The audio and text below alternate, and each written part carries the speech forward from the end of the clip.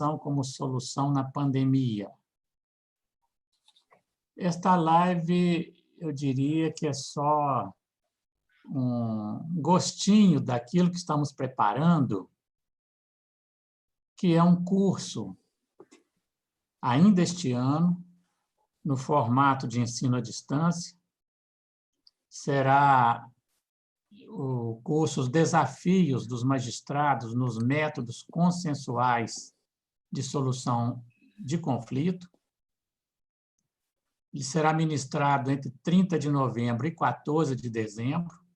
Será um curso com 40 horas. E, neste primeiro momento, é um curso apenas para os magistrados. Mas, em 2021, é plano da escola oferecer esse curso para o público em geral. As inscrições serão feitas oportunamente e iremos divulgar. E também estamos planejando um curso de tutoria, porque o ensino à distância vai demandar a presença de tutores e precisamos ter um pessoal especializado. A mediação é mais uma das formas de se buscar a autocomposição, a solução do conflito encontrada pelas próprias partes. O atual CPC, que adotou o chamado método de multiportas para a solução do conflito, além, é claro, de regular a solução vertical imposta pelo Estado, também estimula a solução horizontal, a autocomposição. Isto não é um fenômeno só brasileiro. Isso é um fenômeno mundial. E justamente para abordarmos um desses aspectos, um desses métodos, que é a mediação, é que estamos agora, neste entardecer, iniciando mais esta live, e serão palestrantes a juíza Valéria Lagrasta e a juíza Herta Helena Oliveira, ambas do Tribunal de Justiça de São Paulo, e a juíza Ana Conceição Barbuda, do Tribunal de Justiça da Bahia. Como debatedores, o juiz Marcelo Piragibe, do Tribunal de Justiça de Minas Gerais, e assessor especial da escola, e a juíza Rita Ramos, do Tribunal de Justiça da Bahia, sendo que todas as juízas integram o corpo da AMB, quer como participantes da Comissão Permanente de Mediação da nossa escola, quer, no caso da juíza Rita, como integrante da Secretaria de Prerrogativas e da Comissão Examinadora de Artigos da nossa associação.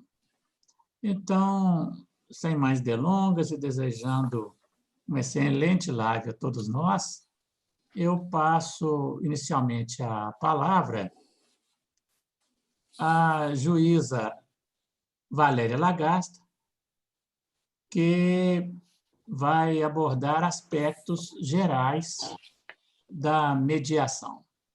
É uma honra passar a palavra a você, colega. Boa noite a todos. Queria dizer que é um prazer estar aqui, né, nesse começo de noite, final de tarde, com todos vocês. Queria agradecer à Escola Nacional da Magistratura pelo convite, né, agradecer à diretoria, o desembargador Caetano Levi, o colega Marcelo Piragibe, e dizer que é um grande prazer também participar dessa mesa virtual com as minhas colegas queridas, Herta Padilha Oliveira, a Rita Ramos e a Ana Barbuda. Temos feito alguns trabalhos juntas, né? E é sempre bom estar com vocês.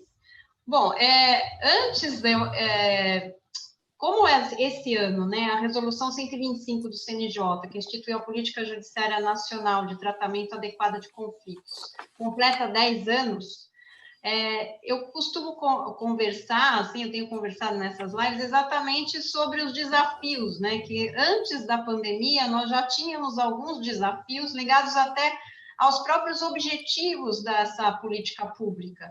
Então, os objetivos da política, eles sempre foram amplos e de vanguarda, são objetivos que vão muito além de uma política judiciária. Ontem mesmo eu estava falando sobre isso, é uma política que abrange os outros poderes, não é simplesmente uma política do judiciário, mas exige a colaboração de todos. E se a gente for verificar os objetivos dessa política, que seria o acesso à ordem jurídica justa, que eu vou falar um pouco mais para frente, a mudança de mentalidade em relação ao uso dos métodos consensuais de solução de conflitos e a qualidade do serviço prestado por conciliadores e mediadores, mesmo antes da pandemia, esses objetivos não estavam totalmente consolidados, né? Então, quando a gente fala mudança de mentalidade, o povo brasileiro é um povo dependente de autoridade, a pessoa ingressa com ação em juízo, busca o advogado, porque ela quer uma sentença, ela não quer uma solução conciliada para o caso. Se o advogado indica a conciliação, ela fala, esse advogado não está querendo trabalhar, né? Está querendo resolver o problema de uma forma fácil. Ainda tem essa cultura do povo brasileiro. E apesar de algumas iniciativas, inclusive o CPC, o artigo 334, que trouxe aquela sessão obrigatória no início do processo, apesar disso, a gente ainda está caminhando nessa transição para a cultura da pacificação. E existem algumas ações que a gente estava, né, tendo ainda que trabalhar com elas, algumas ações concretas do próprio CNJ nesse sentido, mesmo antes da pandemia.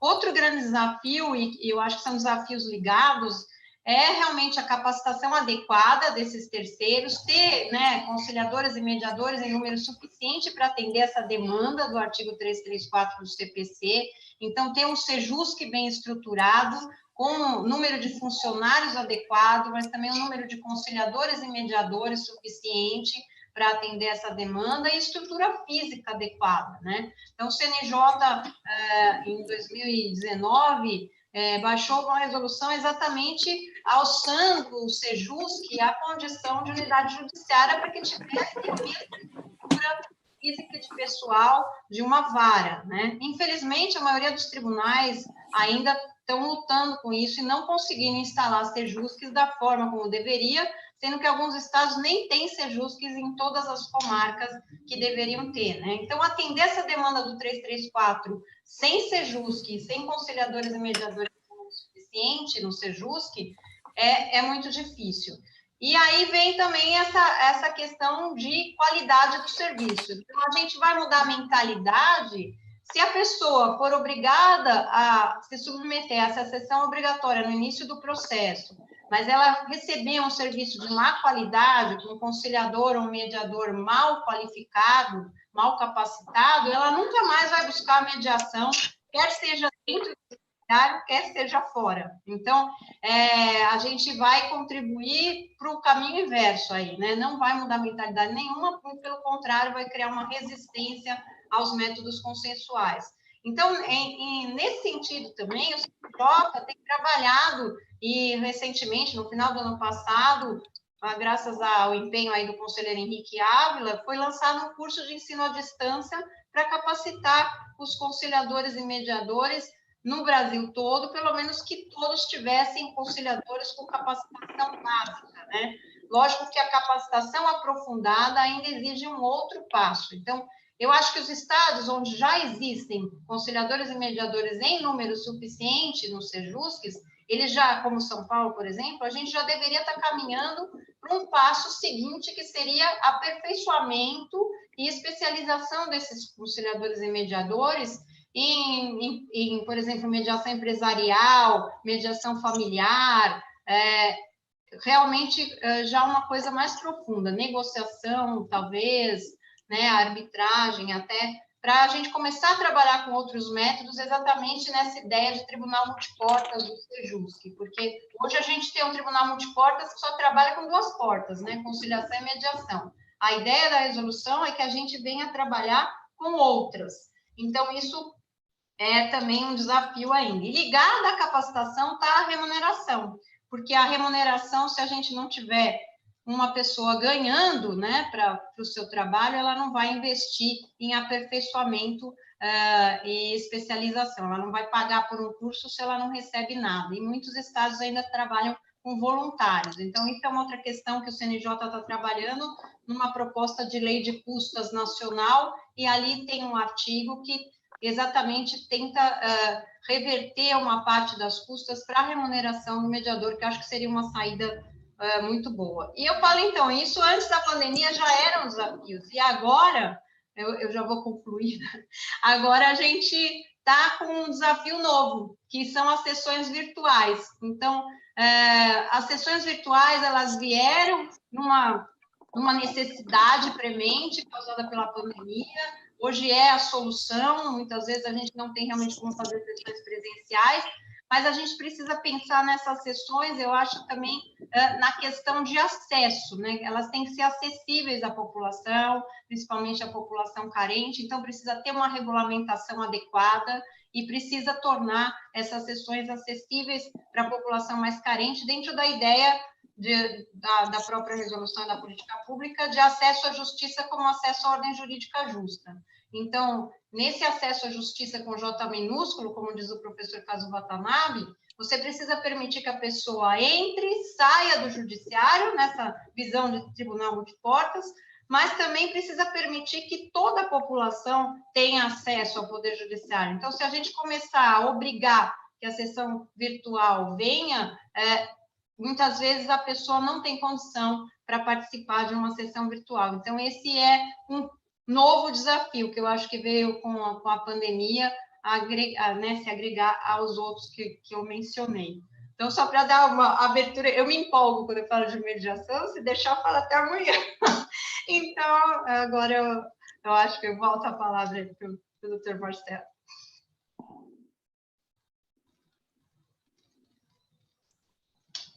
Muito obrigado, Valéria. E agora, então, para falar da mediação no contexto extrajudicial, eu tenho satisfação de passar a palavra à nossa colega, juíza Herta Helena. É um prazer passar a palavra a você. Obrigada, desembargador Caetano. Boa noite a todos. É um prazer estar aqui. Agradeço o convite e a oportunidade de participar desse encontro. Agradeço a direção da escola, nas pessoas do desembargador Caetano Lopes e do juiz Marcelo Piragibe. E cumprimento as minhas colegas queridas, Rita, Valéria e Ana, com quem nós já desenvolvemos vários trabalhos anteriores sobre esse tema. Sobre a mediação extrajudicial, a gente tem que considerar que a solução judicial de conflitos, ela, na verdade, é uma anomalia. Porque o correto, o comum, é que as pessoas resolvam os conflitos sem se socorrer do judiciário. Tal seria se todos os conflitos da sociedade fossem resolvidos por nós, juízes, né? Como se nós efetivamente resolvêssemos os conflitos com uma decisão dada num processo judicial. Não haveria a menor possibilidade física, humana, material de se resolver essa questão. Então, o usual é que ou as pessoas se autocomponham e resolvam os seus conflitos entre elas mesmas, ou, muitas vezes, com a ajuda de um terceiro, um pastor, um padre, alguém da família, um vizinho, alguém que tenha uma interlocução e que consiga trazer as partes à comunicação, chega a uma solução do conflito. Quando a gente fala de mediação extrajudicial, eu gostaria de lembrar que a gente vai usar o termo mediação e conciliação aqui, na forma técnica existe uma diferenciação, que a gente pode até abordar, mas quando a gente fala em mediação em geral, a doutrina toda do exterior, inclusive, entende que mediação engloba tanto a conciliação quanto a mediação. Então, vamos usar o termo mediação como a solução consensual conduzida por um terceiro, independentemente de qual seja a sua modalidade. E a nossa lei de mediação e o nosso Código de Processo Civil perderam uma excelente oportunidade de introduzir essa mediação prévia a qualquer processo como obrigatória. em várias legislações, né, de outros países, como da Argentina, por exemplo, em várias questões nos Estados Unidos, é obrigatório se submeter a uma mediação extrajudicial antes de ingressar com uma ação judicial. Né? E a gente não conseguiu dar esse passo na nossa legislação. A gente ainda está num patamar em que a busca de uma solução consensuada antes da adjudicada ela é facultada às partes. E depois, no decorrer do processo, aí sim, o judiciário incentiva que se busque essa solução através da mediação judicial, no caso. Quando a gente fala de mediação extrajudicial, a gente tem que considerar que ela pode ser anterior ao processo, ela pode ocorrer no decorrer do processo, e ela pode ser também posterior ao processo, ainda que a gente já tenha uma decisão judicial em relação a isso. E quem é capacitado para fazer essa mediação extrajudicial? Bom, uma pessoa de confiança das partes que tenha capacitação específica para fazer isso, e que pode conduzir as partes a uma solução. E aí nós temos tanto a pessoa física dos mediadores, que podem individualmente, né, se capacitarem, se cadastrarem para essa função, quanto as câmaras de mediação.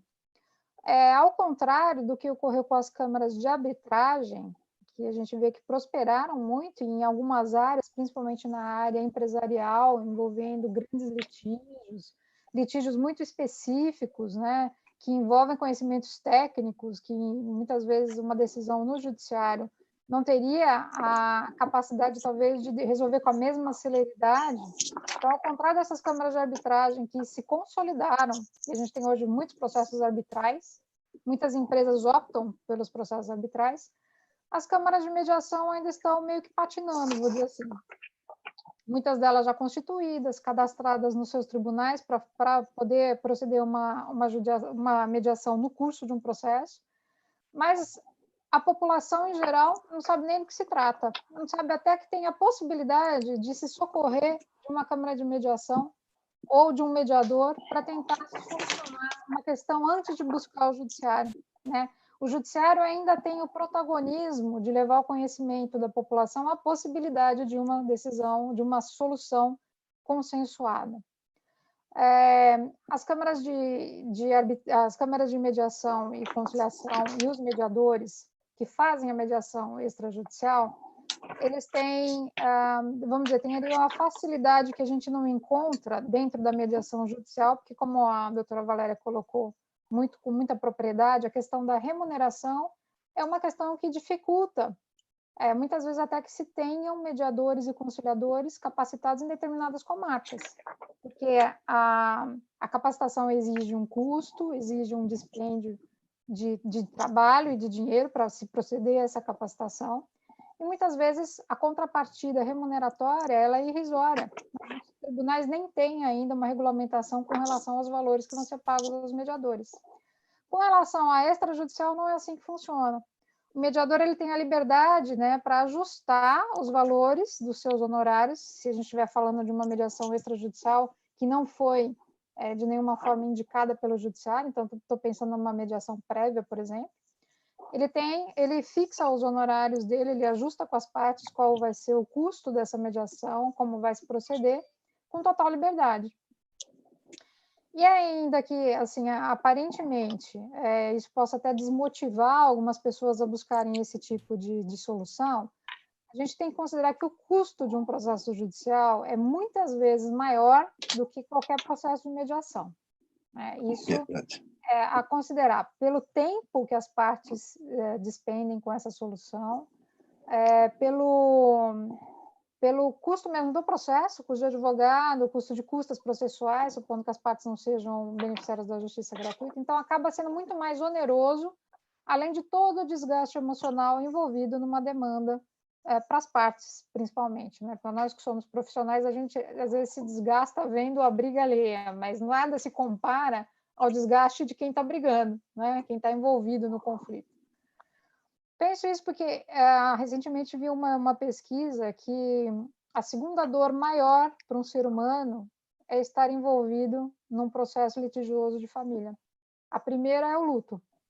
A segunda são as questões de família e o seu envolvimento numa questão litigiosa que se desenrola. Bom, para quem atua na família, todos nós já atuamos na família, a gente sabe como são essas questões.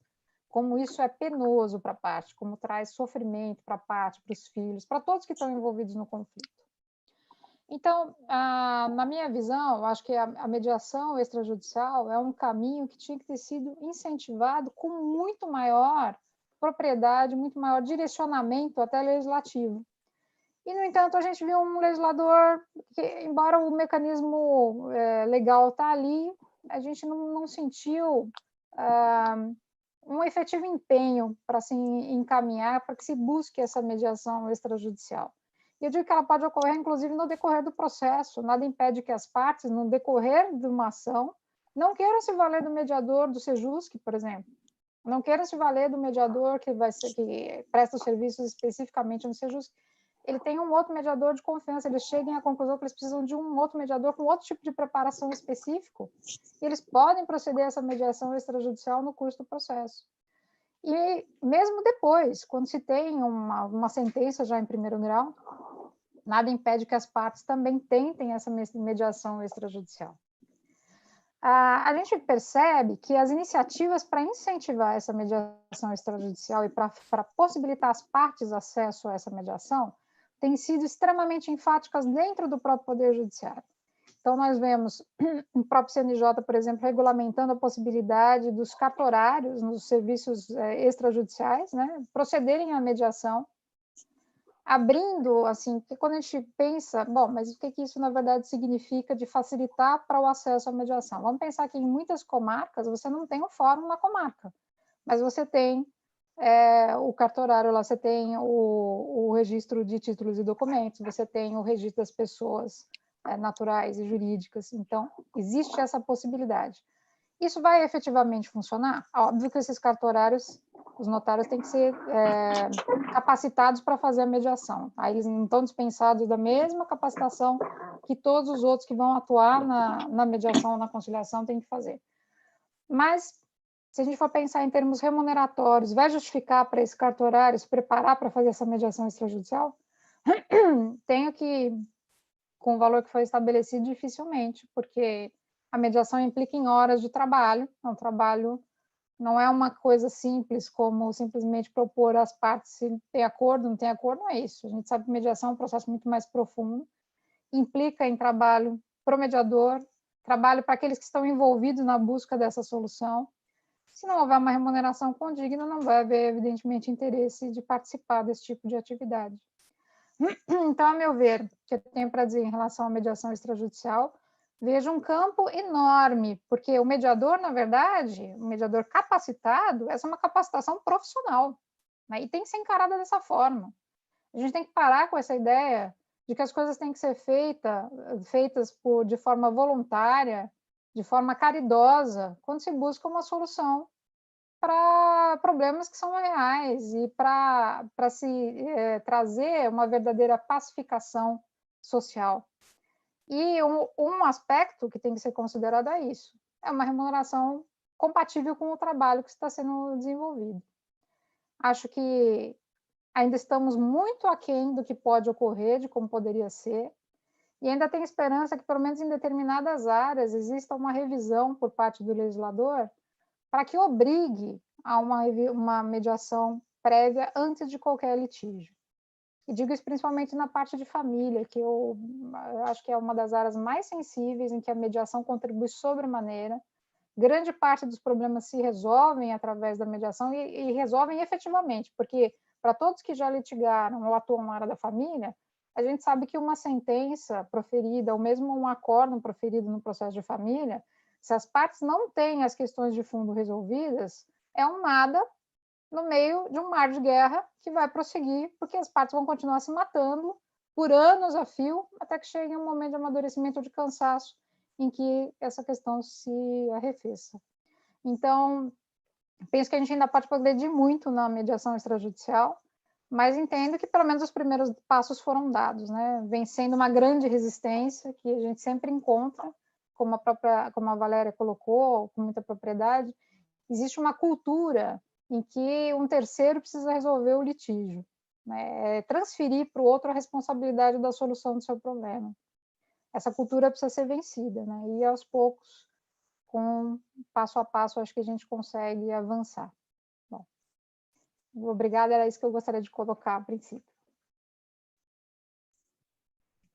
Muito obrigado, colega Eta, pelas excelentes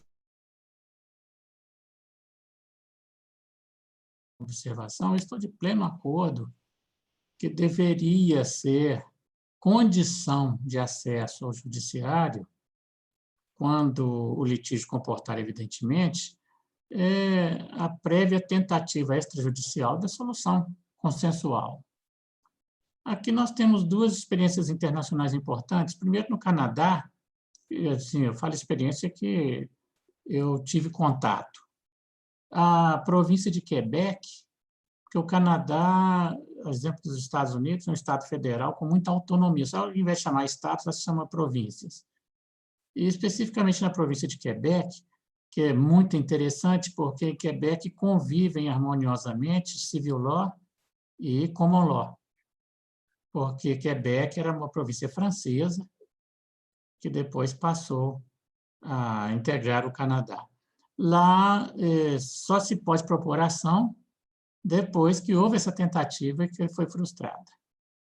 E outra experiência que o Marcelo Piragibe participou também, porque fizemos juntos um curso sobre o judiciário chinês. Lá é dever do advogado tentar a conciliação, transfere para ele, mas a cultura chinesa é cultura budista. É uma cultura diferente da nossa. A nossa é cultura de litígio, lá é cultura de harmonia. E até quem diga, mas a gente não sabe se é verdade, que o advogado, quando vai propor uma ação, tem que pedir desculpas ao juiz porque não teve condições de conciliar previamente as partes. Mas, no caso brasileiro, o projeto de lei, que depois resultou na lei da mediação, nós sabemos que tramitou longamente no parlamento. E uma mudança muito radical, o parlamento não aprova. Eu lembro aqui de uma conversa que tive com o meu saudoso ex-professor, ministro Salvo Figueiredo Teixeira, quando foi feita a reforma do CPC na década de 90, que foi ele que liderou. Eu perguntei assim, mas professor, eu tinha intimidade chamada de professor. Professor, por que não mandar um projeto? Ele falou, não passa, nós temos que fatiar por isso. Uns passam, outros não, que passar é lucro. Então, o legislador tem assim, um certo temor de mudanças mais radicais. O primeiro passo foi dado e acredito que, no futuro, a própria lei da mediação poderá ser alterada, o CPC também poderá ser alterado, para que haja esse pré-requisito. Mas, primeiro, tem que mudar a mentalidade, né? Tem que entrar na cultura do brasileiro que a mediação é um bom caminho, ou como também a conciliação. Aqui eu lembro do direito do consumidor. Nós saímos do zero em 1991, quando o CDC entrou em vigor, com uma legislação muito avançada na época, e continua avançada até hoje, mas que o consumidor mesmo não tinha nem noção dos seus direitos. Mudou. Hoje, qualquer um sabe, eu posso procurar o PROCON, posso procurar um outro órgão, posso ir no juizado especial.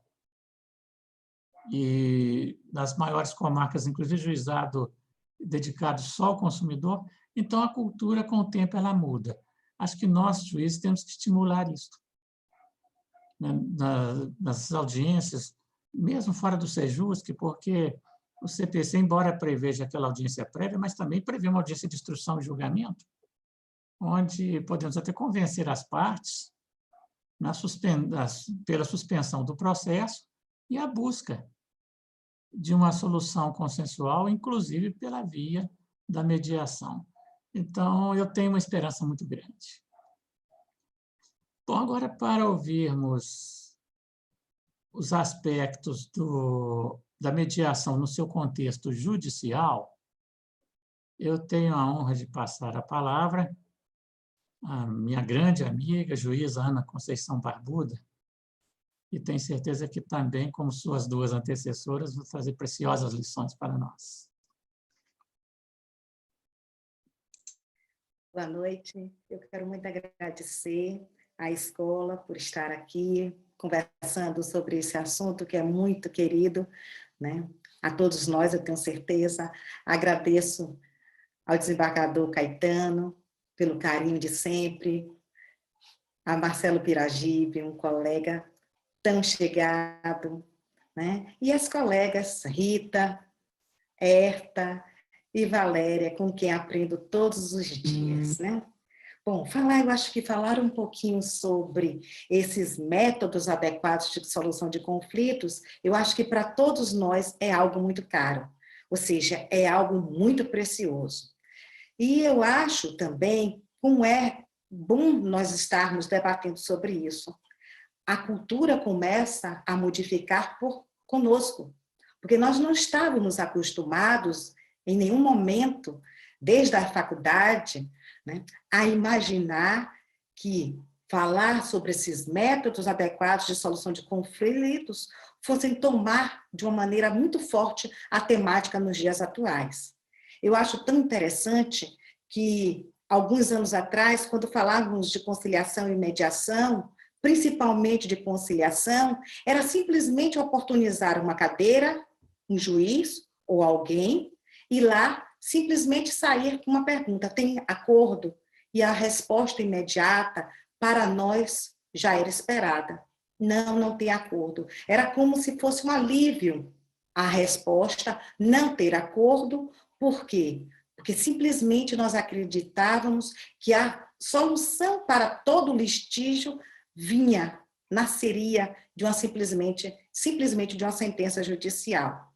E o tempo passou, né? E talvez nesses últimos 30 anos, e aqui já mais recente, né? Há cerca de 10 anos, e aí eu vou tomar por marco a resolução 125, nós paramos, né, para quebrar um paradigma. Ou seja, a sentença judicial não é tudo. Ao contrário, nesse contexto de solução de conflitos, ela é um quase nada. Simplesmente porque nós temos de acreditar efetivamente que há métodos adequados e que não partem do meu querer, simplesmente com uma interpretação dos fatos e uma subsequente sentença num papel. Mas que a solução parte para muito mais do que isso e importa muito mais do que isso. Importa oportunizar a parte, e aí que eu gosto, quando eu lembro de Valéria, ela falando no início, oportunizar as partes, cada uma descobrir qual o seu método adequado, né? E eu acho tão interessante quando a gente vai falar de, né, mediação judicial, o próprio código que entrou em vigor em 2016, que é muito recente, lá logo no iniciozinho, no seu artigo 2, né, artigo 3, salvo engano, me perdoe, posso até olhar, porque eu trouxe aqui, artigo 3, parágrafo 2º, diz assim: o Estado promoverá sempre que possível a solução consensual dos conflitos, e complementa: a conciliação, a mediação e os métodos de solução consensual de conflito deverão ser estimulados por juízes, advogados, defensores públicos, membros do Ministério Público, inclusive no curso do processo judicial.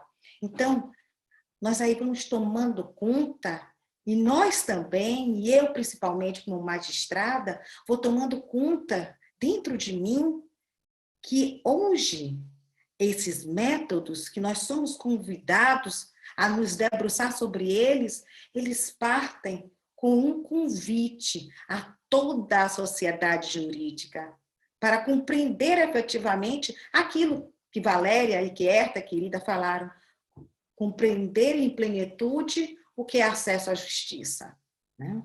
E aquele que abre a porta, né, de entrada também deve acompanhar na despedida, ao sair, aquele que entrou, né? Dizendo: obrigado, foi bom você estar aqui, pode ir em paz. Então, a porta que entra também é uma porta que, ao fechar, ela não nos deixa sem uma resposta. Ao contrário, se nós somos hoje em dia, e eu faço essa imagem, esse tribunal ou essa justiça multiportas, é porque nós somos uns grandes hospedeiros. E os hospedeiros, nada melhor querem oportunizar o melhor para aquele que recebe, para aquele que o visita. Então, há aquele que utiliza a conciliação, mas há também aquele que utiliza a mediação. Há o que utilizará a arbitragem, mas o que nos interessa, efetivamente, é oportunizar, de acordo com o perfil de cada um, a melhor solução, infelizmente, para o seu conflito. Porque o conflito ele existe desde sempre. Ele foi retratado nas cavernas, através de pinturas. Ele foi retratado nos papiros. Ou seja, o anseio por justiça é inerente à essência humana. E ao ser inerente à essência humana, nós também temos de saber que outros métodos, que outros caminhos também são da própria essência humana para a solução dos conflitos. Eu acho interessante que, ao falar de mediação judicial, eu não poderia deixar de falar e não poderia deixar de silenciar uma das grandes resoluções do CNJ, que é essa resolução 125 de 2010, que Valéria chegou e disse logo no início que começou a falar, que esse ano, no dia 29 de novembro exatamente, completa 10 anos. E essa resolução que trata dessas políticas judiciárias nacionais para tratamento do adequado dos conflitos, ela inaugura em nós, magistrados, e isso foi bem trazido e bem, eu acho que bem carregado no novo Código de Processo Civil. Quando o CNJ nos diz que cabe ao judiciário estabelecer a política pública de tratamento adequado dos problemas jurídicos e dos conflitos de interesses que ocorrem em larga e crescente escala na sociedade. Olha como o CNJ ele é feliz. Ele apresenta uma política judiciária nacional de tratamento adequado, nos alertando de que no judiciário as portas, né, estão abertas, mas a jurisdição não pode se resumir simplesmente ao processo, no sentido de que, senão, será crescente e vai cada vez mais, em uma escala crescente e larga, né, nos trazer uma estrutura, né, para o nosso judiciário que nós não daremos conta. Eu acho que quando o CNJ vem de lá e nos coroa assim, na sua própria resolução, ele nos diz assim: a conciliação e a mediação são instrumentos efetivos de pacificação social. Aí ele vem e nos diz aquilo que Herta falou tão bem quando ela nos diz assim, conciliação extrajudicial, porque ele propõe uma solução e prevenção de litígios. Como seriam oportunos se nós também tivéssemos uma forma mais eficaz essa mediação extrajudicial? Lógico que o CPC e todas as resoluções posteriores do CNJ vêm nos sinalizando, através dos centros, como falou de Valéria, a oportunizar continuamente a conciliação e a mediação, em qualquer fase processual. Em qualquer momento é momento para a conciliação, é o momento oportuno. É o momento oportuno que eu vejo, talvez no segundo grau, para lá remeter, encaminhar um processo efetivo para a mediação. Um processo de família, como falou Herta, em sua sensibilidade, no sentido de que, muitas vezes, nós sabemos que, se não oportunizarmos essas conciliações já judiciais, com as cautelas devidas, com a técnica necessária, nós apenas teremos uma sentença no papel. E, de certa forma, nada mais frustrante, nada mais triste, porque não adianta eu colocar simplesmente palavras e deixar registros em um papel que não restauram vidas. Eu acho tão interessante quando nós falamos dessa mediação judicial que pode e deve ser oportunizada a qualquer tempo, que tem características, que eu digo assim, da celeridade, né? De possibilitar às partes lidar com uma terceira pessoa estranha de uma forma imparcial, que não vem sugerir nem vem dizer A ou B, mas vem simplesmente cultivar a possibilidade das partes restaurarem as suas vidas, restaurarem, às vezes, um diálogo, simplesmente um diálogo perdido. Eu, nesse momento, ainda quero recordar algo que talvez o desembargador Caetano possa lembrar, como era fácil, principalmente nas comarcas iniciais, nas pequenas comarcas, continuamente nós recebermos as partes. Antigamente a gente fazia um atendimento, e nesses atendimentos às partes, o que nós possibilitarmos essas pessoas, sem técnica, efetivamente, né, e sem os cuidados, às vezes era o diálogo, era proporcionar essa conciliação e, de certa forma, eu vou dizer assim, uma mediação. Me perdoe aqui utilizar o exemplo, que talvez não seja tão adequado, porque nós bem sabemos que para o mediador e para o conciliador é necessário, sim, é necessário que ele se capacite, é necessário que ele saiba o domínio das técnicas para oportunizar, sim, a conciliação e a mediação.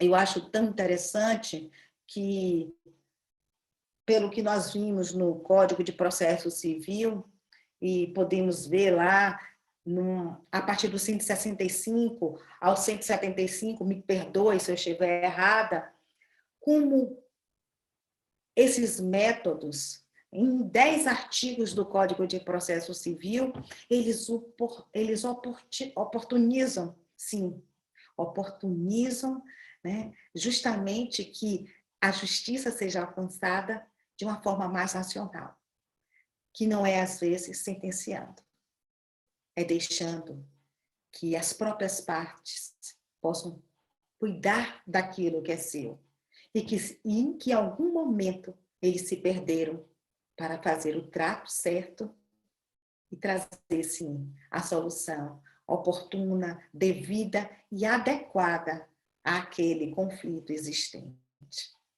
Eu não vou tomar muito tempo, eu não sei se me fiz compreender, mas eu creio efetivamente que, através desses processos, nós podemos, sim, pacificar, garantir um acesso, garantir efetivamente, de um modo democrático, célere e eficiente, a realização do direito e com um plus acrescido de justiça. Devolvo a palavra ao senhor desembargador. Muito obrigado.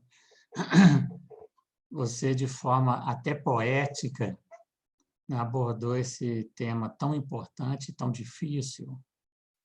Enquanto você falava, eu me lembrava, a minha geração, esse final de ano, vou completar 47 anos de formado, a faculdade nos treinava para a briga, para a luta. Tem que brigar mesmo, bater, tentar evitar apanhar. A cultura está mudando. Em muitas faculdades, eu diria até na maioria das faculdades, hoje já tem até disciplina específica para treinar os futuros profissionais do direito nesta mentalidade da autocomposição. E, especificamente, na faculdade que eu leciono há 34 anos, tem um comitê liderado por uma professora especialista em direito ambiental que se dedica a mediar conflitos ambientais. E que em Minas Gerais não são poucos, né? Está no nome do estado, Minas. Aqui temos desde os grandes conflitos decorrentes desses desastres das 2 barragens rompidas, até outros que não aparecem na mídia, mas são igualmente tormentosos. Então, as coisas realmente estão mudando. E também você, quando disse que no início da carreira, em comarca menor, o juiz é procurado, quantas vezes, né? Nós tivemos que ser psicólogos ad hoc, assistentes sociais ad hoc, e até ministros religiosos ad hoc. Quantas coisas foram passadas em caráter confidencial para tentar, se não solucionar o conflito, pelo menos apaziguar um pouco a consciência de quem nos procurava. Bom, então, passamos agora à fase dos debates, e quem nos está acompanhando, se quiser fazer perguntas, também pode dirigir essas perguntas que nós, dentro do possível, encaminharemos. E para suas considerações, eu passo a palavra ao primeiro debatedor, ao juiz Marcelo Piragibe. Eu disse que ele é assessor especial da Escola Nacional da Magistratura e quero acrescentar que ele é também vice-diretor do recém-criado Centro de Pesquisa Judicial da nossa Associação dos Magistrados Brasileiros. Então, Marcelo, é com grande alegria que te passo a palavra. O seu microfone está fechado.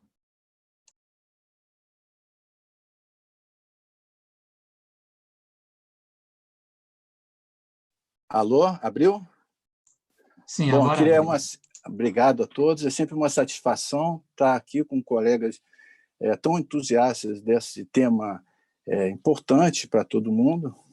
O Caetano, assim, me sinto meu companheiro, né? Estive no Canadá, na China, e me lembro ainda que essa matéria de mediação, você fez questão de conseguir lá a chancela da Infam no primeiro curso para juiz, porque entendiam que não era muito tema para juiz, porque juiz não pode ser mediador. E conseguimos, e hoje em dia fizemos vários cursos. Aqui as colegas Valéria Lagasta fez vários cursos para a escola, que é também uma das pessoas que mais entende da matéria, a colega Herta Oliveira também, são pessoas entusiasmadíssimas, a Ana Barbudo e a Rita. A fala delas foi perfeita, né? Eu caberia aqui uma porção de perguntas, mas eu queria fazer uma pequena abordagem também, porque tivemos na China. Eu me lembro que lá realmente era um envergonhamento se ir a juízo para provocar as partes. É um envergonhamento das partes, dos advogados, de todo mundo. É uma cultura, quer dizer, essa cultura não adversarial é uma cultura impregnada, quer dizer, na maior população do mundo. Aqui no Brasil, nós temos 210 milhões de habitantes para 110 milhões de causas. É um negócio assim, muito alarmante até. Essa cultura a gente tem que trabalhar para se desfazer. Eu tenho estudado muito assim, a origem dos direitos através dos deuses, das deusas, enfim, a deusa Têmis, a deusa Dike. E outro dia, por acaso, eu entrei com o Deus, fui encontrar o deus Forsete, que é o deus germânico, desde a mitologia, que ele só entendia que era justiça quando se fizesse um acordo, quando se chegasse à mediação. O Forsete é o deus principal da justiça nessa cultura germânica. Quer dizer, ir para lá, as coisas vieram a deusa Têmis com uma balança que vai para um lado, vai para o outro, enquanto o deus Forsete gastava horas e horas tentando fazer com que a mediação, com que a conciliação chegasse. Eu acho que o Forsete, infelizmente, a deusa Têmis acabou estando em todas as praças, em todos os gabinetes, mas deveria ter a figura do deus Forsete, que eu acho que era a cultura mais adequada hoje em dia para nós, né? A gente está nesse período de pandemia, todo mundo muito assustado, e muita coisa aconteceu nesse meio tempo, né? 80% do Brasil, muita gente não tem saneamento, não tem nada, mas está conectado à internet.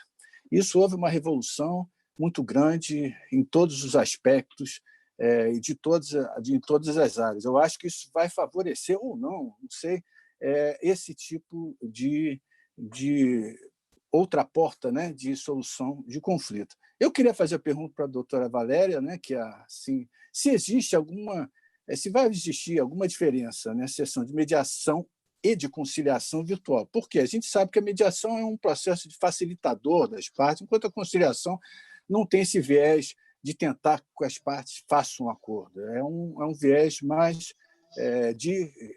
O que você acharia diante dessas técnicas propostas e juntamente com esse novo movimento virtual e esses princípios éticos também que a parte presencial muitas vezes exige, né? O que você acha desse novo movimento e se vai haver alguma dificuldade nesse aspecto? Obrigada pela pergunta. Passa a palavra à colega Valéria. Ai, desculpa. Obrigada pela pergunta. Na verdade, eu tenho refletido sobre isso, né? Como no Brasil, realmente, conciliação e mediação são métodos distintos, tanto que o CPC, no artigo 165, e a própria lei de mediação trazem duas diferenças básicas, né? Que é a maior ou menor ingerência do terceiro facilitador na solução do conflito e a objetividade ou subjetividade do conflito. Eu não vou falar sobre isso, mas... Na verdade, são métodos diferentes. Então, eles têm já um tratamento diferente na própria legislação. Apesar do próprio CPC, no artigo 236, parágrafo 3º, 334, parágrafo 7º, e a Lei de Mediação, no artigo 46, já desde 2015, permitirem, né, as sessões de mediação e conciliação por método virtual, por videoconferência ou outro recurso tecnológico, isso não vinha sendo utilizado, né? Estava ali, mas ninguém quase utilizava. Agora veio essa necessidade, né? Então, a partir desse momento, alguns tribunais começaram a regulamentar sessões virtuais, e o nosso de São Paulo tem um provimento, que é o 2257 de 2020, que a tendência, né, dos tribunais é considerar que essa sessão virtual é obrigatória, seja de conciliação, seja de mediação.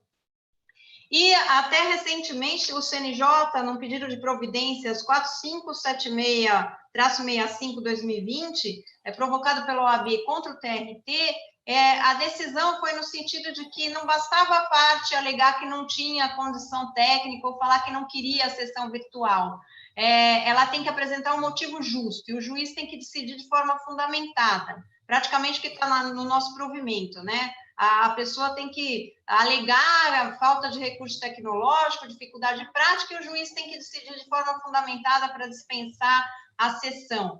Até eles colocam no CNJ, na decisão está colocado que, devido à própria celeridade, duração razoável do processo, porque não se justificaria nesse momento aguardar o retorno, o fim da pandemia, que ninguém sabe quando vai ser, né? Só que, se a gente voltar um pouco na própria legislação, então, a legislação especial, a lei de mediação, ela é uma lei especial, que prevalece sobre a lei geral, de acordo com a lei de introdução ao direito civil, no artigo 2º, né?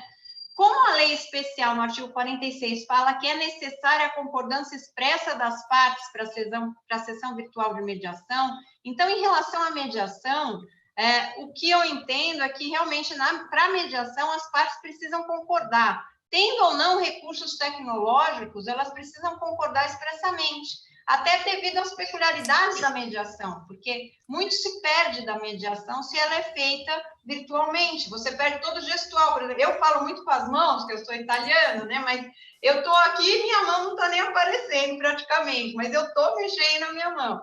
Então, muita coisa se perde, né? E por isso eu acho que o legislador colocou essa obrigatoriedade. Agora, em relação à conciliação, é diferente, porque o CPC fala que é permitido e, na verdade, até agora, em relação à lei dos juizados, tem a lei 11.994 de 2020, que modificou os 2 artigos do juizado, da lei dos juizados, o 22 e 23, colocando que é cabível ao juiz designar a sessão de conciliação virtual, né, se ele achar por bem designar, e o 23 fala que se a parte demandada não comparecer, o juiz vai proferir sentença, quer dizer, advindo daí os efeitos da confissão, da revelia, Então, a parte, na verdade, a sessão de conciliação seria obrigatória, e até por esses normativos, e essa decisão do CNJ é obrigatória, e a parte que não comparecer vai sofrer as sanções, né?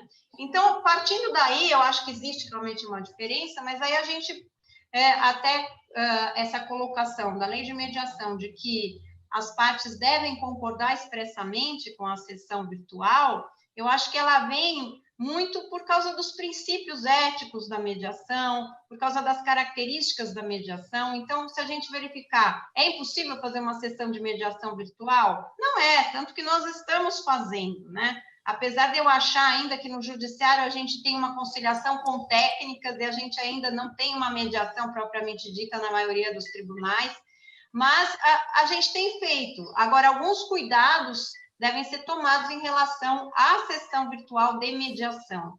Então, um deles, lá em Jundiaí, né, na minha comarca, eu sou coordenadora do Sejus, que eu fiz até um tutorial e coloquei lá no termo de sessão, eu coloquei que o mediador, treinei os mediadores, para que eles façam uma fala de abertura, que é uma das fases da mediação, bem completa. Então, nessa fala de abertura, eles têm que falar sobre os princípios éticos, as regras de conduta da mediação, principalmente sobre o princípio da confidencialidade.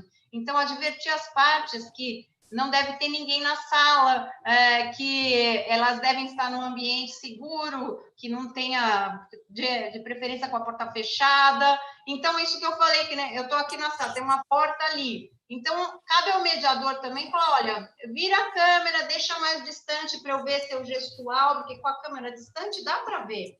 E alguns cuidados nesse sentido. Outro cuidado, o equilíbrio entre as partes. Então, se um tiver sem o advogado, isso mesmo na sessão presencial, se uma parte tiver sem o advogado, a outra também pode estar, principalmente se for no pré-processual. No processual ou no pré também, se uma for acompanhada de advogado, a outra também deve estar com o seu advogado para evitar o desequilíbrio. Agora, é necessário que o advogado e a parte na sessão virtual estejam na mesma sala, juntinhos, no escritório? Não, eles podem estar, o advogado no escritório dele, a parte na casa dela, mas até porque essas ferramentas virtuais como o Zoom, o próprio Teams, eles permitem que o mediador faça uma sala separada. Então, é possível que o mediador se reúna com a parte separadamente, isso é possível. Então, como se ele estivesse realmente numa outra sala paralela.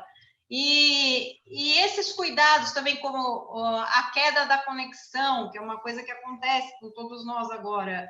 A queda da conexão pode acontecer, aí vai continuar a sessão, porque um travou, caiu, não está ouvindo. Não, aí o mediador, eu coloquei para eles que eles devem tentar voltar por 3 vezes, e acho que isso tem sido feito em vários lugares, né?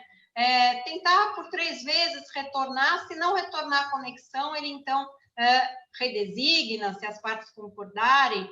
E aí eu até estabeleci também uma coisa para facilitar, que é a gravação do final da sessão, porque no final da sessão, tendo acordo, vão estar ali as cláusulas do acordo, o mediador pode ler para as partes, e ele fazendo essa leitura, da leitura vai constar a fala de abertura que foi feita, vai constar as advertências sobre a confidencialidade, vai constar que as partes concordaram expressamente com a realização da sessão virtual, então elas falam no início da sessão que elas concordam, e tudo isso consta do termo de audiência, constam as cláusulas do acordo, e se não tiver acordo, ou se cair a conexão e a sessão tiver que ser redesignada, ele também faz a leitura desse termo, dizendo que as partes concordam e pedem a redesignação da sessão, seja virtual ou seja aguardar para uma sessão presencial no futuro. Então, esses cuidados eu acho que eles são essenciais quando a gente está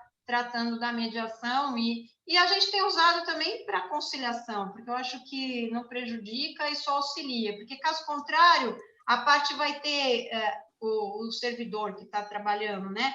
Faz o termo de audiência e aí teria que mandar pelo chat ou mandar pelo WhatsApp para as partes assinarem, elas têm que digitalizar e devolver assinado. Isso é muito complexo para uma parte simples e suficiente, então ela não vai saber fazer isso. Então, ficou muito mais fácil fazer a leitura.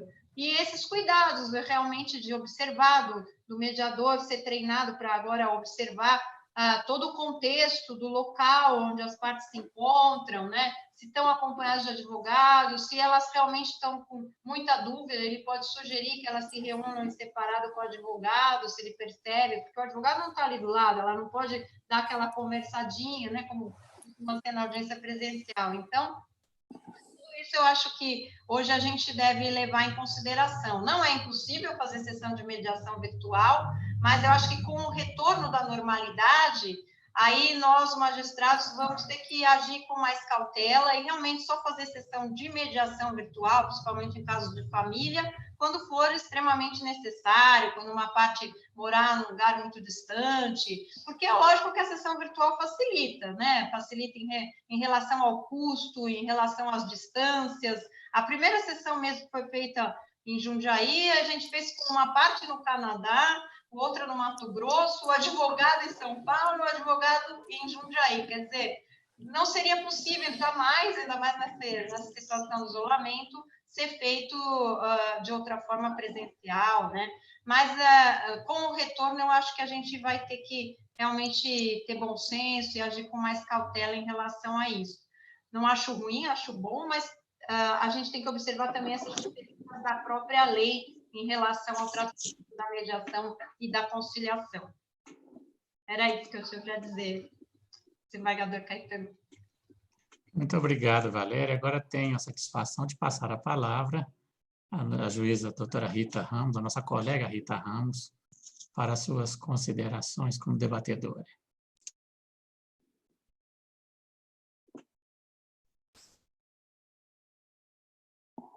Boa noite a todos. É um prazer muito grande estar hoje aqui presente nesta live, acompanhada de tantos magistrados de escola. Portanto, eu agradeço ao nosso desembargador Caetano, e também agradeço pelo convite de participar da Comissão Permanente de Mediação. Portanto, registro os meus cumprimentos e a alegria de estar ao lado de Marcelo, de Valéria, de Herta e da colega Ana, da Bahia. Pois bem, eu gostaria de falar em relação à questão do tema de autocomposição, que todos nós sabemos que existe um longo caminho a percorrer. Na verdade, para a sensibilização de magistrados, advogados, partes, profissionais do direito e de toda a sociedade em geral. É patente, todos nós sabemos, que as demandas processuais são cada dia mais crescentes, por diversos motivos, né? Desde a intolerância do relacionamento entre as partes nas relações sociais, ao exercício pleno da cidadania, para a manutenção dos direitos que são previstos na nossa Constituição. Portanto, eu comparo, inclusive, a questão de outros países, a exemplo, como se falou, dos Estados Unidos, que o consumidor ele tem muita dificuldade aqui no Brasil de ser reconhecido uma simples substituição de um bem adquirido, né, por compra, seja porque apresentou um defeito, ou seja porque também deseja exercer o seu direito de arrependimento. Nós observamos que os consumidores, eles nem sempre acionam os órgãos governamentais, como bem pontuou o nosso desembargador Caetano, que demonstrou e citou o consumidor.gov, Procon, enfim. E assim, até mesmo os órgãos do setor de atendimento, muitas vezes, o consumidor ele não procura saber da empresa a necessidade, a possibilidade de se fazer um acordo. O cidadão ele prefere ingressar diretamente no Poder Judiciário, ajuizando ações processuais em busca, certamente, de uma tutela favorável. Essa atitude, sobretudo, ela demonstra duas situações. A primeira, que o cidadão prefere pular uma etapa, despreza a oportunidade da tentativa de celebração de um acordo, e a segunda situação demonstra que o cidadão sabe que pode confiar no Poder Judiciário, tanto que o objetivo seria do direito a ser tutelado. E essa afirmação que eu coloco agora, ela se fundamenta nas pesquisas desenvolvidas pela AMB, através do CPJ, o Centro de Pesquisa Judicial, que tem como diretor o ministro Luiz Felipe Salomão e como vice-diretor o nosso ilustre debatedor, juiz Marcelo Piragibe, integrante da nossa comissão permanente de mediação. E também nós contamos com a presença da secretária-geral, a juíza baiana, nossa conterrânea Patrícia Cerqueira. A iniciativa da MB se deu junto também à Fundação Getúlio Vargas, né? Getúlio Vargas, que recorreu à pesquisa, o estudo da imagem do judiciário brasileiro. Essa pesquisa ocorreu em 2019, no final de 2019, onde se constatou que a maioria da sociedade, 59%, considera que vale a pena recorrer à justiça. Isso constitui um importante registro da legitimidade da nossa instituição e do Poder Judiciário, né? E dentre as situações que motivam a decisão dos brasileiros de procurar a justiça, duas se destacam com muita propriedade. Mais da metade das menções é em relação à garantia dos direitos previstos na legislação, 54%. E a outra parte, é importante salientar, que é em relação à violação do direito do consumidor. Ou seja, ainda a nível de contribuição para este debate nosso, eu gostaria de citar uma inquietação presente em relação à importância da conciliação. Esse fato também foi comprovado a partir de uma outra pesquisa da MB, Quem Somos, a Magistratura que Queremos. Essa pesquisa, à época, ela foi coordenada por nossa atual presidente, nossa juíza Renata Gil, a querida Renata Gil, que sempre esteve atuante, né, e participativa aos reclamos da magistratura, tanto que é a nossa primeira mulher a assumir a Associação dos Magistrados Brasileiros. Essa pesquisa ela foi realizada, como eu disse, em 2018, onde 88% dos juízes de primeiro grau da Justiça Estadual responderam serem favoráveis à audiência de conciliação ou mediação prévia, e em relação ao segundo grau, o percentual aumentou, o percentual chegou a 90%. Por fim, nós sabemos que para uma sociedade ela ser completa, ela deve assegurar a garantia dos direitos fundamentais a seus cidadãos, englobando, certamente, o exercício pleno de todos os direitos. Portanto, eu gostaria de perguntar: de que forma e como o Poder Judiciário pode incentivar a sociedade à procura de resolução dos problemas através das composições pré-processuais, processuais, quais as ferramentas, valendo-se de meios e setores disponíveis? Eu faculto a pergunta a qualquer uma das três ilustres palestrantes. Quem gostaria de responder?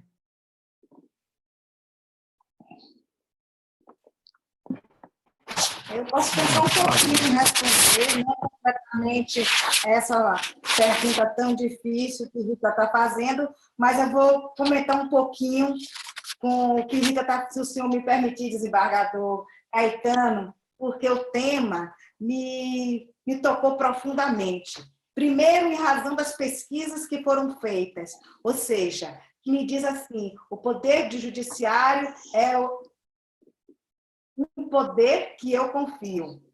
Eu confio na pessoa do magistrado, mas eu confio na essência do poder judiciário em promover a justiça. Nisso me toca profundamente, porque quem confia no poder judiciário efetivamente deve estar confiando nesse poder judiciário que é capaz de utilizar esse novo aspecto da jurisdição como uma integração. Ou seja, eu confio no Poder Judiciário porque ele é capaz de me ouvir e me oportuniza conciliar, me oportuniza participar de mediações, me oportuniza, se nada der certo, ainda ter a atuação estatal. Mas eu acho tão interessante que depois você me diz assim, nós, os próprios juízes, em 88%, também, na pesquisa que foi feita, Quem Somos e a Magistratura que Queremos, também viemos de lá e dizemos assim, ei, nós acreditamos nesses métodos adequados de solução de conflito. E eu acho isso revolucionário, porque quando eu entrei na faculdade, há muitos anos atrás, de magistratura, eu completo esse ano 30 anos na magistratura, então, quando eu entrei na magistratura, essa certamente não era o meu pensamento. E eu tive de quebrar os meus paradigmas, porque eu acreditava que a solução, né, dos problemas eram como se fossem, e dos conflitos, uma equação matemática, onde dai-me o problema, dai-me os fatos, que eu vou te dar o direito. Era simplesmente isso. Era como se as pessoas, aquele cidadão que recorria à justiça, o jurisdicionado, não tivesse uma afeição, uma voz, olhos. E o que me nota, e o que me faz hoje em dia, principalmente a partir da Resolução 125 do CNJ e do novo código que entrou em vigor, é simplesmente estremecer e ver que existem outros meios que estão quebrando culturas, a começar por nós, juízes, né? Eu acho tão interessante isso, porque quando nós falamos de uma nova cultura e da pacificação, não sei se sabe a palavra, né? Nós vimos que é que é essa cultura de pacificação, me desculpem, não está querendo sair, mas vocês entenderam do que quis falar. Ela reclama de nós muito mais. E aqui eu me lembrei, na hora que você, querida Rita, começou a falar de Paulo Freire. Ele diz assim, eu achei tão interessante que na hora que você começou a falar das pesquisas, eu corri para o celular para procurar uma frase de Paulo Freire. E ele diz assim, é fundamental diminuir a distância entre o que se diz e o que se faz, de tal forma que, num dado momento, a sua fala seja a tua prática. Ou seja, quando eu falo em novos métodos, eu tenho de me incumbir, a começar por mim, de que a mudança de paradigma. E eu acho tão interessante essa cultura que nós tanto desejamos, que não é a da litigiosidade, é uma nova cultura. Nós precisamos, então, conclamar, sim, o povo, conscientizar o cidadão, o usuário do serviço, o jurisdicionado, de que nós temos mediadores e conciliadores imbuídos e formados com técnicas, com ética para agir. E eu acho que este é um novo momento que nós vivemos na sociedade. É um novo momento, é a reabertura, é uma oxigenação para o direito. A litigância excessiva não nos interessa. Aliás, a excessiva litigiosidade apenas nos desmerece, porque muitas vezes, como disse Herta, a sentença pela sentença nada vale, nada restaura, nada oxigena. Era como se nós simplesmente jogasse ar nos pulmões, mas que esses pulmões não pudessem respirar. Ou seja, é um sinal de morte, de falência completa. Então, eu acredito, sinceramente, que nós estamos no momento certo de viver um novo processo educativo. E aí, sim, nesse novo processo educativo, nós, como magistrados, como nos faz o apelo o CPC, é um momento de conclamar a sociedade através de uma nova cultura, através de alertas, através de uma campanha. Você procurou conciliar? Você sabe o que é a conciliação? Você sabe o que é mediação? Ou seja, se nós temos a possibilidade, se nós temos frente à sociedade essa credibilidade, certamente compete a nós esta bandeira. Levantar esta bandeira para a população, conscientizar o cidadão de uma forma geral. São novos tempos, a paz social ela é tão almejada, tão querida. Então, é tomado, eu acho que muito mais do que simplesmente estarmos aqui debatendo, é hora também de fazer campanhas em prol da conciliação, da mediação. É um momento certo de dizer assim, você já viu falar da Lei 13.140? Ela trata de mediação. Você sabe o que é? A mediação é isso. E trazer resultados através da estatística. Nada melhor do que as estatísticas para demonstrar Eu vejo esse processo de estatística. Agora, na pandemia, nós tivemos de utilizar essas estatísticas para falar de lockdown em determinados locais. Ou seja, naquele bairro, nós precisamos dizer, ei, vamos ter um toque de recolher. Isso é bom para a sua saúde. Eu quero preservar a sua saúde como Estado. Eu não estou ali pensando em não lhe permitir a liberdade de locomoção, não. Eu estou querendo valorizar simplesmente a sua saúde, a preservação da sua saúde como um bem máximo. Então, nós também podemos nos valer dessas estatísticas, né, para fomentar, conscientizar a população da valia que são a utilização desses métodos. E eu tenho certeza que a classe dos advogados estará conosco. Eu tenho certeza que a Defensoria caminhará conosco também no Ministério Público. Ninguém quer regredir, todos querem avançar. E eu vou deixar assim ainda, aqui vou terminando, mas vou pedir à Herta ou à Valéria que me complementem nos meus pensamentos, porque talvez eu não tenha respondido integralmente o questionamento de Rita Ramos. Bom, nosso debate está sendo de uma riqueza fantástica. Mas, devido ao avançado da hora e o caráter democrático de nossas lives, nós queremos também abrir espaço para quem nos assiste. Então, colega Herta, a Moema Moreira pergunta: quando o tema está acima da instrução jurídica, quem seria o mediador? Parece-me que o que ela quer saber é quem pode ser mediador, se tem que ser um profissional do direito ou não. Pelo menos foi o que eu entendi da pergunta. Excelente pergunta, Moema. Na verdade, o mediador não precisa ter formação jurídica, ele não precisa ser formado em direito, ele precisa ter capacitação. Para ser mediador judicial, ele tem que ter cursado um curso superior, não é? Tem que ter pelo menos 2 anos cursado o curso superior, segundo a lei de mediação. Mas, para ser mediador extrajudicial, nem se exige isso, contanto que ele tenha a capacitação. E por que isso? Porque, na verdade, a função do mediador não é dar uma decisão jurídica para a questão. Pelo contrário, né? Ele não tem que sugerir essa solução jurídica ou avaliar qual seria o resultado jurídico da disputa. A gente tem uma figura que é o avaliador neutro.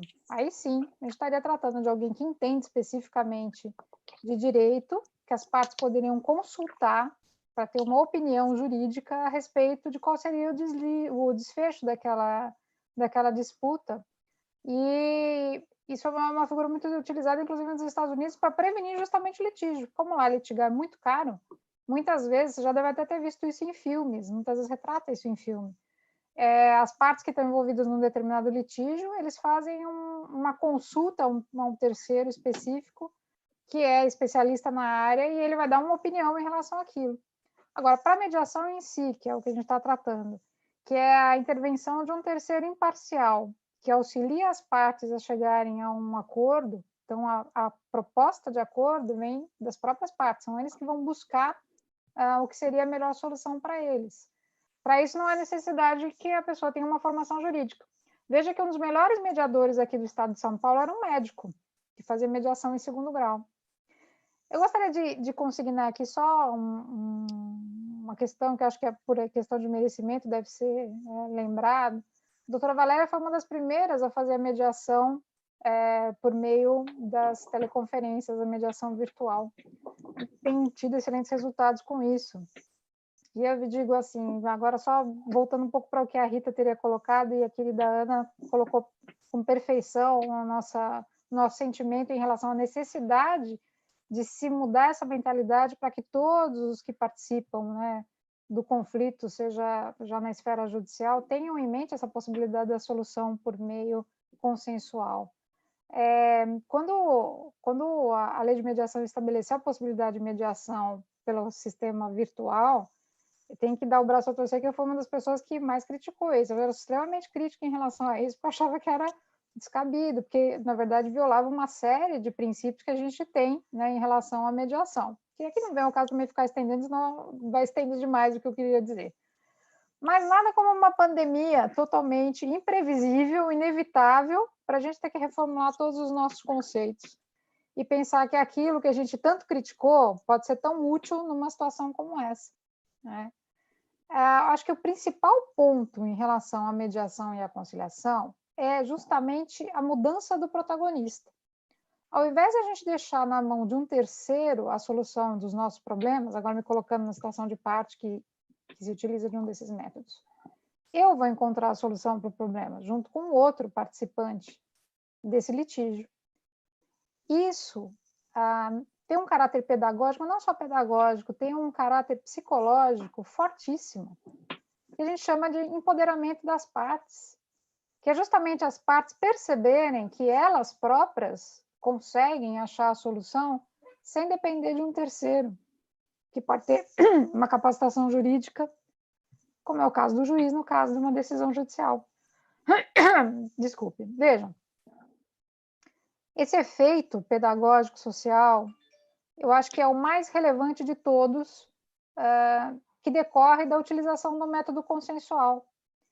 Voltando à fala da Rita, em relação ao que você comentou, Rita, da percepção dos magistrados, que são totalmente favoráveis à audiência de conciliação, assim como os magistrados em segundo grau, diria para você que só pode ser contrário à audiência de conciliação um magistrado que deva estar no primeiro ano da sua carreira, que ainda tem a ilusão de que é a decisão dele que vai colocar fim ao problema das partes. Via de regra, quando são problemas corriqueiros da vida, aí, pagamento, uma indenização, nem assim a gente pode assegurar que uma decisão judicial colocará fim à questão, porque não é incomum, depois da sentença do acórdão, ter uma execução que não termina nunca, porque quando a parte não quer pagar, ela vai usar de todos os meios para não pagar, e se ela não estiver convencida que ela tem que pagar, e ela tiver uma percepção errônea, talvez, do que seria o correto, ela se sente injustiçada em relação àquilo, ela vai resistir de todas as formas possíveis. Isso é um litígio que deveria se resolver em horas, se as partes fossem razoáveis e conversassem e chegassem a uma conclusão, que vai perdurar por anos, com um trabalho judicial enorme. Como nós sabemos como é um processo de execução quando se procura bens, qual é o desperdício de energia em torno disso, e a gente então tem duas pessoas insatisfeitas. Você tem aquele que é o ganhador, o credor, que não consegue ter satisfeito o seu direito, e você tem aquele que está se sentindo injustiçado e que também não se desvencilha dessa situação, porque enquanto ele resiste, esse conflito não termina. Então seria uma ilusão muito grande da nossa parte acreditar que uma canetada nossa, por mais bem intencionada que ela seja, bom, a lei nos obriga a decidir, não é isso? Seja qual for a situação, o juiz é obrigado a dar uma sentença e uma solução. Eu posso ter o maior drama de consciência em relação a quem tem razão, não me sentir segura em relação a nada daquilo, mas eu tenho que dar uma sentença. Aquilo não vai poder durar indefinidamente. Então, é o Estado tentando dar um ponto final numa situação que já extrapolou tudo que era razoável dentro do conflito. Esse ponto final não necessariamente será um ponto final. Pode ser só 2 pontos, 3 pontinhos, ou uma vírgula, num conflito que vai seguir ainda por anos, com essas partes se degladiando, gastando energia, gastando a paz, porque não conseguiram chegar a um consenso, a uma composição. Então, eu acho que a pesquisa reflete justamente a maturidade da magistratura brasileira. A percepção que nós temos de quão inócua é a nossa função se nós não conseguirmos efetivamente pacificar com uma decisão. Então, não me surpreende em nada, mas eu acho que já isso em si já é uma mudança de mentalidade. Isso que eu gostaria de dizer. Não sei se eu respondi completamente a pergunta, mas me coloco à disposição. Muito obrigado, colega Herta. Enquanto você falava, me recordei aqui de um fato, que é o problema da causa subjacente do conflito. A Valéria mencionou o desembargador Kazuo Watanabe, pessoa porque eu tenho uma profunda admiração.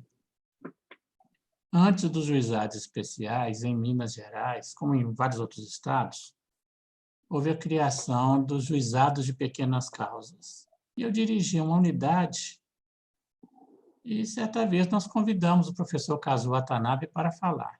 Era um juizado todo voluntário, funcionava à noite, depois do expediente, o juiz era voluntário, o escrivão era voluntário, enfim, os advogados que se apresentavam como conciliadores, mas, enfim, o desembargador Kazuo Watanabe gentilmente atendeu o nosso convite e veio fazer uma palestra para os nossos conciliadores. E ele, então, citou um caso aí de São Paulo capital, de um juizado também que ele participava. E ele disse o seguinte, que as partes chegaram lá e era um problema de vizinhança, e uma parte reclamava que a outra construiu bem na divisa, um barracão, e caía goteiras, quando chovia, né, no terreno do reclamante. E depois de muita conversa, fizeram um acordo. Aí ele perguntou assim, então agora está tudo certo? Uma das partes falou, não, ainda tem o problema da bananeira. Então, o conflito realmente era a questão da bananeira, que estava próxima da divisa. A goteira era só desculpa. Quando que uma decisão judicial vai resolver isso? Nunca. Falo muito com meus alunos. Já vi muita coisa na minha vida, mas nunca vi ninguém sair feliz e satisfeito do fórum porque perdeu uma demanda. Já vi tragédia. Mas felicidade, não. Quando as próprias partes encontram a saída, seja com a participação do mediador, seja com o conciliador participando, elas ali têm a consciência que elas mesmas contribuíram para construir aquela pacificação. E nesse juizado que eu dirigia, vejam só, havia um conflito entre dois vizinhos, até então ex-amigos, porque um pediu ao outro um calção emprestado. E o comodatário recusou a devolver a peça de roupa. Tornaram-se inimigos. Um deles foi ao juizado. Nós convidamos para vir tentar a conciliação, que o nosso juizado era apenas informal, ele não julgava. E fizeram um acordo, mas o mais importante nem foi o acordo. Reataram a amizade. Um deles estava de carro e deu carona para o outro voltar. Volto à minha pergunta. Tem decisão judicial que soluciona dessa forma qualquer conflito? Não tem. Bom, conforme podemos constatar, foi uma noite muito importante, de muitos esclarecimentos. Parece-me que já deixa bem claro como vai ser importante o nosso curso de mediação. Primeiro, repetindo o que eu disse no início, para quem não estava presente, em dezembro, novembro, dezembro, haverá um curso só para magistrados, mas logo no início de 2021 pretendemos fazer um curso aberto à comunidade em geral. Quero agradecer muito a Valéria, a Herta, a Ana, a Rita, ao Marcelo. Sem o empenho de vocês, este evento não teria acontecido. Agradecer a Silvana, sempre prestativa, sempre nos dando a infraestrutura necessária para que a live finalmente seja produzida. E agradecer especialmente a todas e a todos que nos acompanharam até agora. E convidá-los para a nossa próxima live, que será amanhã à tarde. Muito obrigado a todos, uma boa noite.